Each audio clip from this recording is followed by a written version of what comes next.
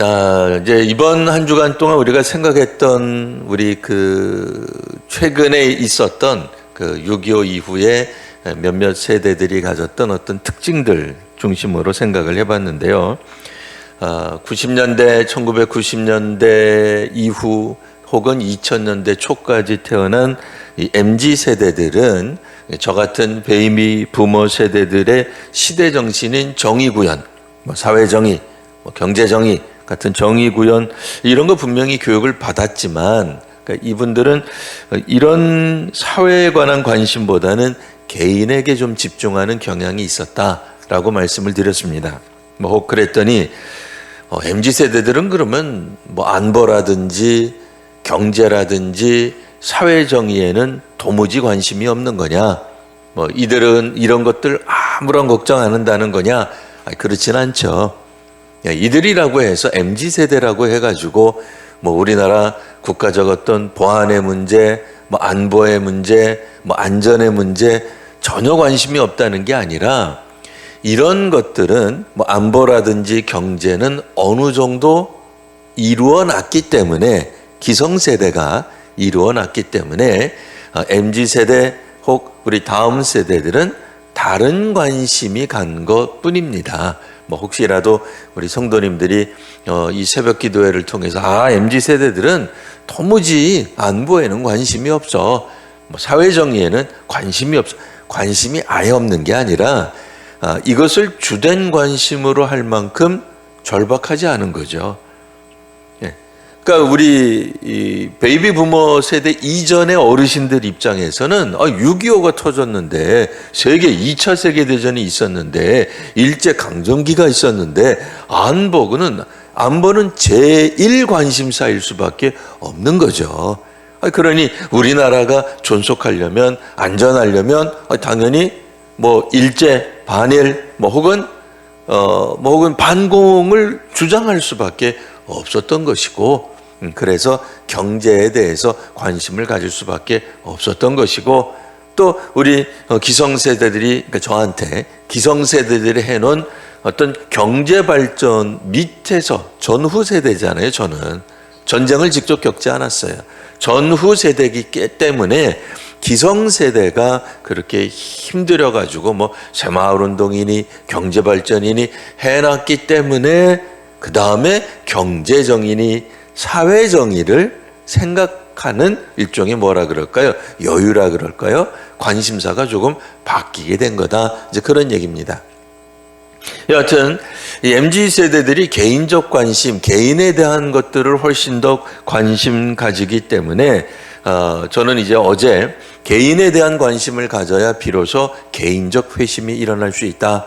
우리 자신에게 관심 갖는 게 그렇게 나쁜 것만은 아니다. 이제 이런 어떤 논지를 가지고 설교를 했다면 이제 오늘은 이 개인에 대한 관심을 갖는 것이 이렇게 항상 긍정적인 혹은 뭐라 그럴까요? 순기능적인 이제 그런 결과만 낳는 건 아닙니다. 이게 이제 개인에 대해서 너무 집중하다가 보면 어떤 부작용 혹은 역기능 이런 것들이 생기냐면 너무 자기중심적 사고로만 빠진다는 겁니다. 물론 오늘날 우리 대한민국은 자유민주주의를 따르고 있습니다. 표방하고 있습니다. 그러니 개인의 자유를 국가라도 함부로 통제하거나 억제해서는 안 될 겁니다. 하지만 이제 문제는 뭐겠어요? 아무리 우리가 개인에 대한 관심이 예전에 비해서 훨씬 더 높아지고 또 그렇기 때문에 인권에 대한 약자에 대한 약자든 아니라 요즘은 누구든 모든 백성들 모든 국민들에 대한 그런 권리에 대해 개인의 권리에 대해 관심을 갖는다 할지라도 요게 어느 적정선이라는 게 있거든요. 보이지 않는 선이 있단 말이에요. 근데 그 선을 넘으면 지나칠 정도의 자기중심적 사고, 자기중심적 행동을 하게 됩니다. 그러다 보니 이번 인생, 너의 인생은 한 번뿐이라고 하는 그런 욜로라고 하는 게 무조건 나쁜 건 아니에요. 욜로 정신이라고 하는 거 나쁜 건 아닌데 문제는 그게 잘못 적용되면 자신을 기쁘게 하는 데만 관심을 갖게 돼. 그럼 어떻게 되겠습니까? 요즘 우리 젊은이들이 우리 부모 마음에 그냥 후비는 이야기하는 게 있잖아요. 뭐예요? 부모로서 나한테 해준 게 뭐가 있냐? 뭐 이런 얘기 하잖아요. 이 세상에 이 부모는 정말 힘들어가지고 자녀를 낳아서 길렀는데 이 녀석들이 자라고 나서 어느 정도 머리가 컸다고 대번에 한다는 얘기가 뭐예요? 네? 어머니, 아버지가 나한테 해준 게 뭐가 있냐 말이에요. 더 나아가서 무슨 얘기예요? 이 사회가, 국가가 우리를 위해서 해준 게 뭐가 있냐 말이에요. 그러니까 이제 그런 이야기들을 하는 게 뭐 썩 나쁜 건 아니에요. 그러니까 시대 흐름에 따라서 저런 말을 할 수도 있겠다는 생각은 하지만 요게 선을 살짝 넘게 돼서 너무 자기중심적으로 이야기한단 말이에요. 부모는 나를 낳아준 것으로 자녀들이 감사하지 않아요. 고마워하지 않아요. 뭔가를 해줘야 된다고 생각을 해요. 남들과 비슷하게 만들어 놓던지 우월하게 하지 않는다 할지라도 남들하고 비슷하게 경제적 여건, 무슨 어떤 환경적 여건 해놨어야 되는 것 아니냐라고 당당하게 요구하는 희한한 세대가 돼버렸어요. 네. 그러니 예전에는 학교 가는 거, 학교 선생님에 대한 존경심이 있었어요. 물론 학교 사회가 가지고 있는 그런 역기능적인 부패한 모습, 불의의 모습을 우리가 무조건 감싸자 그런 얘기는 아닙니다. 그러나 정상적인 학교에 대한 우리들의 생각들이 있었어요. 우리 성도님들 다 기억나실 거예요. 초등학교, 그땐 국민학교였죠. 국민학교 졸업할 때 안 온 사람 손 들어보세요. 우리 애들 말고 우리 때 초등학교 졸업할 때 눈물이라도 조금 흘렸어요, 우리. 초등학교, 그러니까 국민학교 요즘 생각해, 그게 뭔데? 요즘 같으면 국민학교 그게 뭔데? 선생님, 교실, 그게 뭔데? 우리 기억나는 거 뭐예요? 교장 선생님 훈화 말씀 언제 끝나나? 똑같은 얘기 또 해. 그거였죠.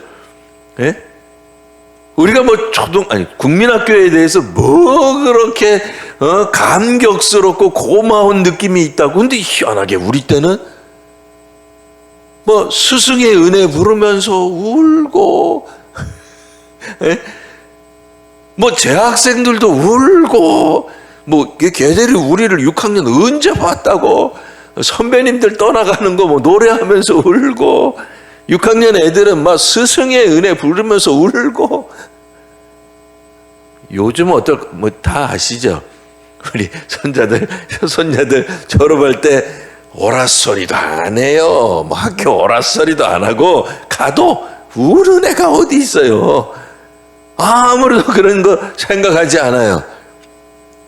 학교는 그냥 애들에게 서비스를 제공하는 거예요. 그러니까 교사도 애들에게 서비스를 제공해야 되는 거예요. 우리 애가 학교에서 삐져갖고 오면은 난리가 나요. 민원 넣는 건 일도 아니에요. 학교 선생님에 대한 존경, 그런 건 이미 오래전에 사라졌어요. 학교에 대해서 학생이든 학부모든 뭐라고 생각을 합니까? 심지어는 아이들도 그런 식으로 얘기해요. 선생님들, 우리 어머니 아버지가 내는 생급으로 당신들 월급 받는 거 아니에요? 그러니까 나한테 잘해야지. 이렇게 얘기해요. 요즘은. 선생님이 사랑의 회초리요. 그런 거 애진하게 없어졌어요. 물론 부정과 학교 사회에서 일어났던 역기능적인 걸 무조건 제가 옹호한다는 거 아니라고 분명히 말씀드렸습니다. 그런 건 당연히 사라져야 됩니다. 하지만 이제는 완전히 학교 사회도 혹은 심지어는 모든 밖에 나가서 우리들이 마주하는 것, 교통도 서비스예요. 음식점 가도 서비스예요. 공공기관도 서비스예요. 더 나아가 이 얘기하려는 거예요. 종교기관도 서비스예요. 교회도 우리가 원하는 바, 내가 필요로 하는 바, 내가 요구하는 바를 들어줘야지.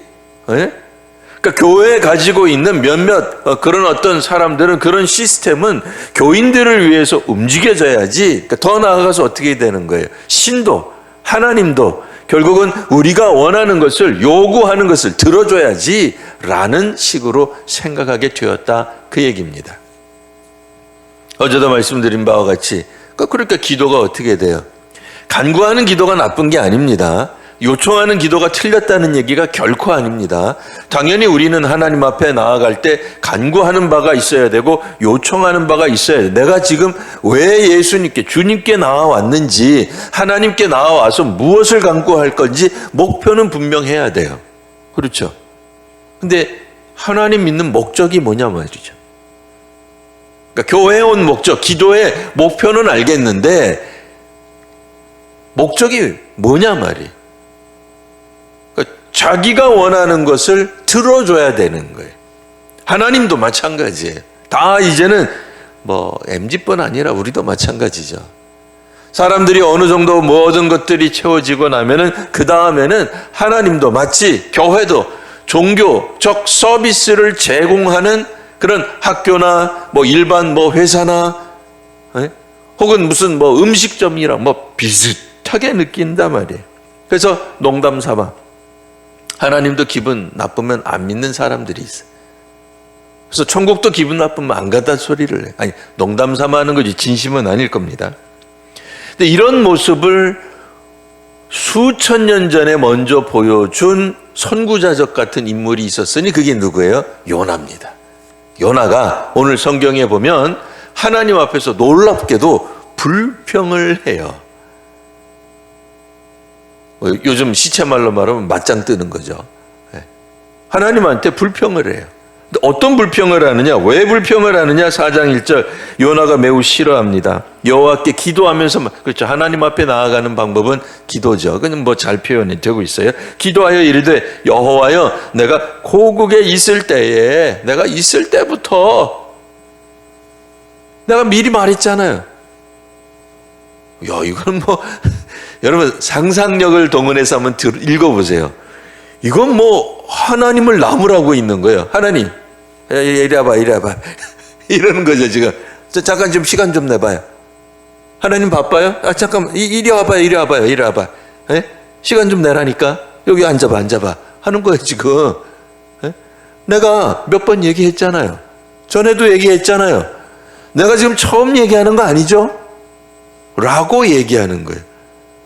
여러분, 이게 상상이가. 근데 요즘은 되죠. 아니, 대통령 아니라 회사, 회장이라도, 우리가 이렇게 만나가지고 독대하면 이렇게 이야기할 수 있겠죠. 지금은 자유민주주의 시대니까, 권한이 있다고, 권위가 있다고, 우리가 그 밑에서 전하하면서 엎드려질 것까지는 없죠.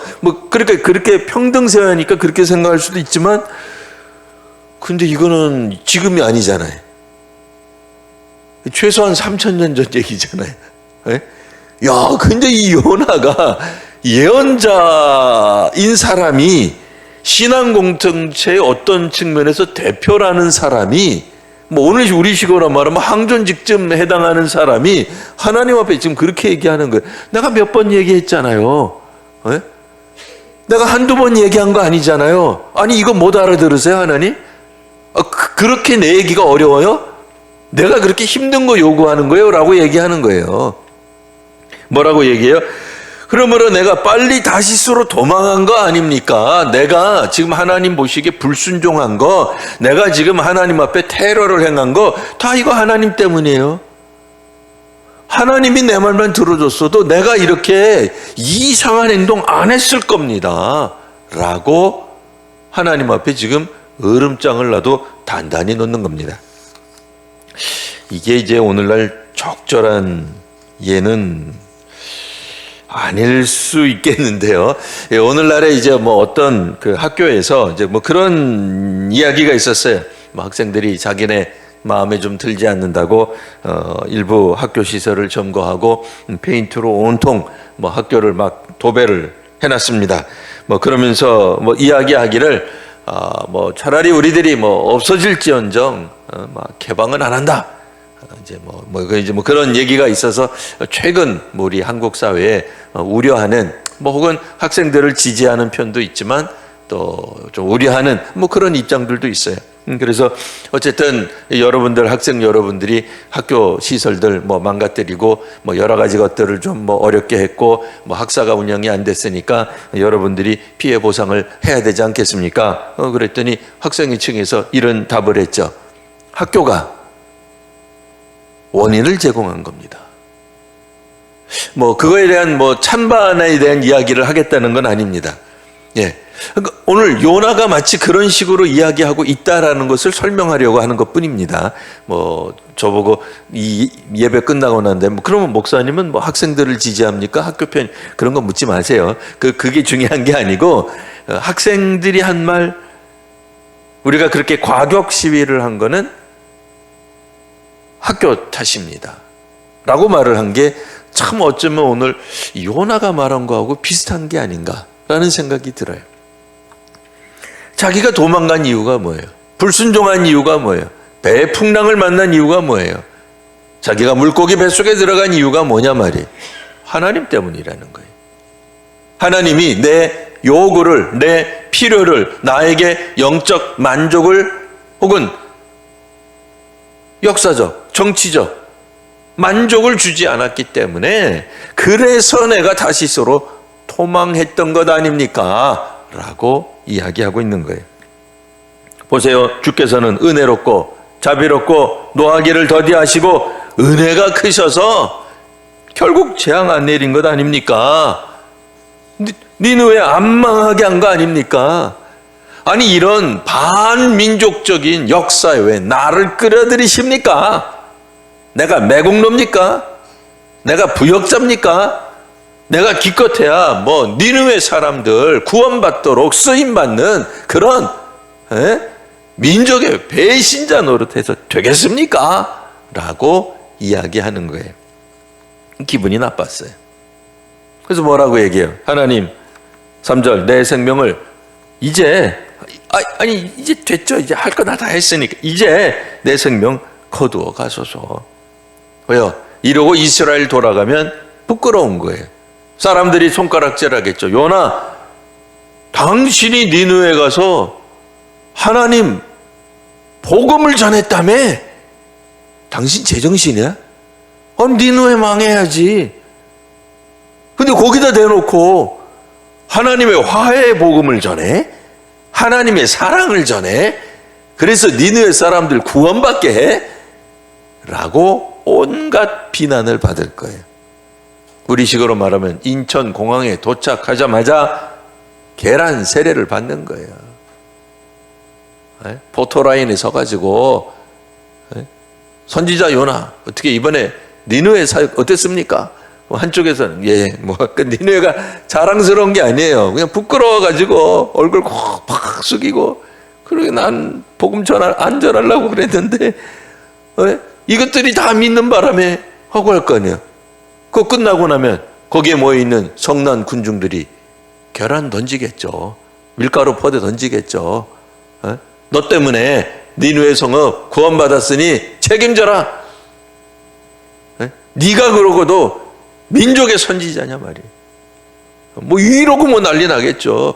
온갖 생각이 복잡하니까 요나가 뭘 원해요? 차라리 이제 뭐 어쨌든 뭐 이렇게까지 됐으니까 뭐 그건 됐고 뭐 하나님 내 그럴 줄 알았으니까 뭐 구원받고 뭐 사랑하시는 분이니까 뭐 됐고 난 이제 죽겠습니다. 그렇게 얘기하는 거예요. 자, 그리고 나서 4절에 말합니다. 네가 성내는 것이 옳으냐. 자, 요나가 또 기뻐하는 일이 나옵니다. 5절. 자, 어떻게 됩니까? 그 성읍 동쪽에 앉아 자기를 위하여 초막을 짓습니다. 그리고 성읍에서 무슨 일이 일어나는 걸 보려고 뭐 몰라서 보려고는 아니에요. 그냥 보려고 그 그늘 아래에 앉습니다. 자, 그래서 6절 하반절 요나가 박농쿨로 인하여 크게 기뻐하였더라. 요나서 1장에서 4장 쭉 나가는 가운데 드디어 요나가 웃었어요. 할렐루야. 그죠? 여러분, 요나가 웃었으니 우리도 기뻐지지 않습니까? 기왕이면 하나님의 백성이 예언자가 교회에서만 목사가 웃어야지. 우리도 행복하죠. 집에서 아버지가 웃어야 좋죠. 아들이 웃어야 좋지 않겠습니까? 이 드디어 웃는 게 얼마나 웃어요. 크게 기뻐하였느니라. 우와, 행복합니다. 에? 드디어 요나에게 평안이 찾아왔습니다. 할렐루야. 에? 기쁨이, 만족이 온 거예요. 얼마나 행복합니까? 요나 입장에서는. 요나가 이렇게 해맑게 스마일 그 마크 있잖아요. 그 스마일 마크 보면 눈 잠깐 나오고 입이 그냥 여기서부터 그냥 귀 밑까지 찢어지잖아요. 그만큼 지금 요나가 지금 뭐 얼마나 행복해 하는지. 근데 요나가 왜 행복해요? 자기가 원하는 바를, 뜻을 이루었기 때문에 그래요. 뭐 메슬러 이야기도 잠깐 했습니다만, 수많은 어떤 사람들 욕구, 필요하는 것들이 채워지면 나중에는 사람이 다 자아 실현을 목표로 하게 됩니다. 이게 최고로 높은 수준의 욕망의 단계, 욕구의 단계가 되는 거죠. 그게 자아 실현의 단계예요. 저는 기본적으로 자아 실현의 단계는 참 좋은 것이다. 그러나 그것도 순기능으로 갈 때 얘기해요. 역기능으로 갈 때. 그러니까 문제가 생기는 쪽으로 갈 때는 뭐가 되겠어요? 자아 실현이 뭐가 되는 거예요? 오늘 요나가 보여주는 거죠. 내가 원하는 목표를 이루는 거예요. 그게 자아 실현이죠. 내가 되고 싶은 내가 되는 거예요. 그게 자아 실현이죠. 기본적으로 우리가 일반적인 교육학, 일반적인 인간상에 대한 이야기들은 인간을 기본적으로 선하다고 보기 때문에 자아실은 아무런 문제가 없는 거예요. 자아실현이 그렇기 때문에 최고의 인생의 목표점이 될 수 있는 거예요. 자, 그러나 그리스도인도 과연 그럴까요? 아니죠. 그리스도인도 물론 자아실현이라고 말할 수 있습니다. 왜냐면 우리도 인간이니까요. 우리는 어디서 뚝딱 떨어져 나왔겠습니까? 하지만 우리는 거기에 하나가 더 첨가가 되죠. 뭐예요? 하나님이 기뻐하시는 자가 돼야 되는 거예요. 하나님이 용인하시고 하나님이 함께 하시는 자신을 이루어야지, 하나님 빼고 내가 원하는 걸 이루고, 당연히 내가 원하는 걸 이뤘으니까 기쁘죠. 행복하죠. 자기중심적으로 사는 게 순기능으로 나갈 때는 상관없어요. 근데 역기능적으로 나갈 때 이게 문제가 되는 거예요. 그래, 어디에도 문제를 제기해요? 학교에도 문제를 제기하고, 심지어는 부모에게도 문제를 제기한다 그랬잖아요. 너무 자기중심적이 되다가 보면. 그러니까 교회에도 문제 제기하는 거예요. 하나님께도 문제를 제기하는 거예요. 요나처럼 말이죠. 믿음은 무엇이라 그랬습니까? 하나님이 하시는 일을 바라보는 것이라 그랬죠. 맞습니다. 하나님이 하시는 일을 보는 게 믿음이에요. 그러면 하나님이 하시는 일이 옳다 확신하는 일이 믿음이라는 걸 알 수 있습니다. 그러니까 내가 추구하는 바, 내가 목표하는 바, 목사가 세운 목회 방침이 옳은 게 아니고 하나님이 하시는 일이 옳은 거다 말입니다. 그러면 우리는 내 기도, 내 관심, 나의 신학보다도 하나님을 우선순위로 두게 된다 말입니다. 나의 기호, 나의 선호도에 따라 신앙생활하는 것이 아니라 하나님을 믿고 따를 때에 진정한 의미의 기쁨과 평안이 온다는 말입니다. 그게 아니라 지금 당장 내가 요구하는 것을 들어줄 때 기쁘다고 한다면, 그게 사라지면, 박넝쿨이 사라지면 어떻게 되겠어요? 기쁨이 사라지겠죠.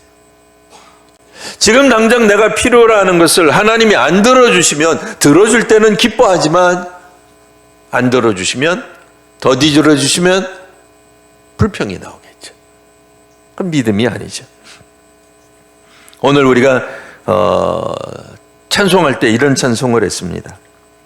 주 날개 및 내가 편안히 쉬네. 아버지께서 날 지켜주시니. 요나는 박넝쿨 아래서 그 더위, 그 뜨거운 햇빛 밑에서 자기 자신을 지켜준다고 박넝쿨을 기뻐했어요. 예, 맞습니다. 우리가 기왕이면 따뜻해야지 뜨거워서야 되겠습니까? 어느 정도여야지 너무 추워서야 되겠습니까? 그거 우리가 부정하자는 얘기가 아니에요. 무조건 신앙생활하면 그냥 뼈트로 들어가야 되고 강추위를 그거를 요구하는 게 아닙니다. 하지만 그것 때문에 하나님 앞에서 기뻐한다면, 그게 이루어져야만 우리가 영적인 만족을 누린다면 요나와 뭐가 다르냐 말이에요. 우리는 분명 찬송할 때 아까 이렇게 찬송했습니다. 주님의 날개 밑에서 내가 편안히 쉽니다. 맞습니다. 우리 성도님들이 찬송한 게 맞습니다. 박넝쿨이 아니라 주님의 날개 밑에 있을 때 평안할 수 있는 거예요. 또 이렇게 찬송했습니다. 우리는 십자가 그늘 아래서 나 쉬기 원하네.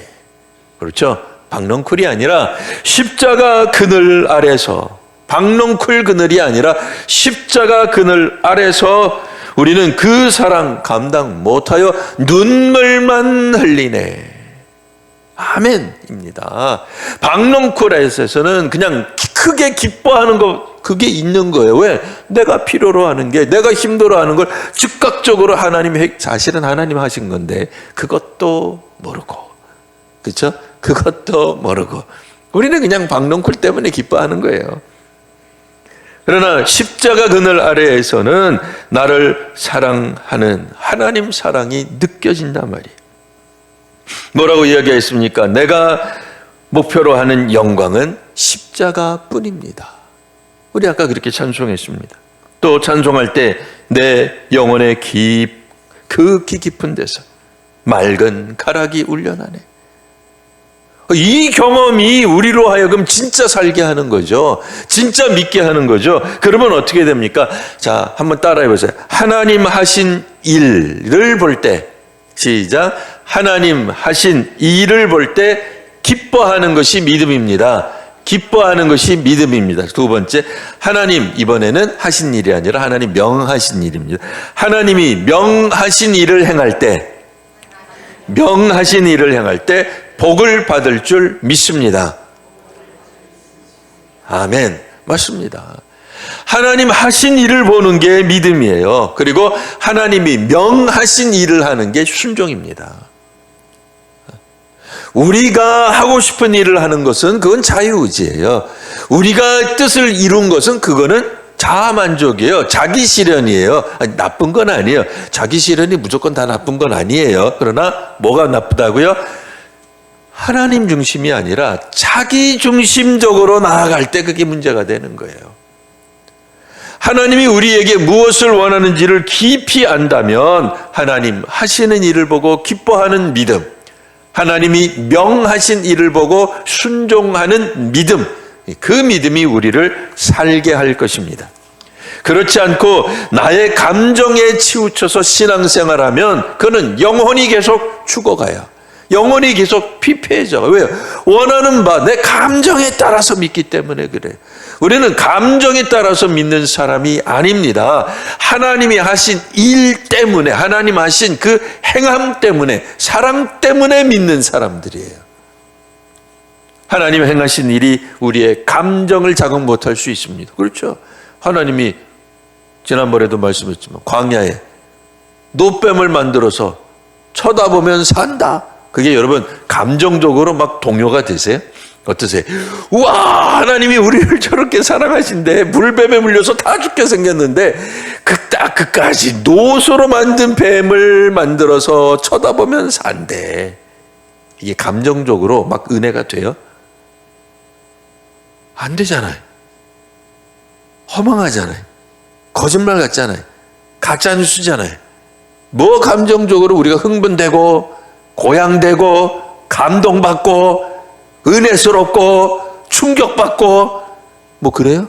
안 그렇잖아요. 하나님 하신 일에는 순종이 따라야 정말 하나님이 내 영혼의 깊은 곳에서 맑은 가락을 울려나게 하시는구나를 알 수가 있습니다. 순종하기 전까지는, 실천하기 전까지는 아무것도 일어나지 않습니다. 그저 노뱀에 불과하고요. 신약으로 말하면 그저 나무 십자가에 불과한 것에 불과한 거죠. 하지만 그 속 깊이 들어가 보면 비로소 하나님 사랑을 느끼게 됩니다. 우리 내 영혼의 그 깊은 데서 하늘 곡조가 언제나 흘러나오기를 원하십니까? 우리의 영혼을 하나님의 은혜가 하나님의 사랑이 고이 감싸기를 원하십니까? 그렇다면 하나님 말씀에 순종하십시오. 하늘 위에서 내려오는 평화를 누리실 줄 믿습니다. 오늘 우리를 살게 하는 것은 우리의 이 땅의 필요를 만족시켜주는 그 만족이 아니라 하늘에서 내려오는 평화가 우리를 살릴 줄 믿습니다. 우리 모든 귀한 성도님들, 하나님께서 주시는 평화와 만족을 누리시는 이 시간 되시기를 바랍니다.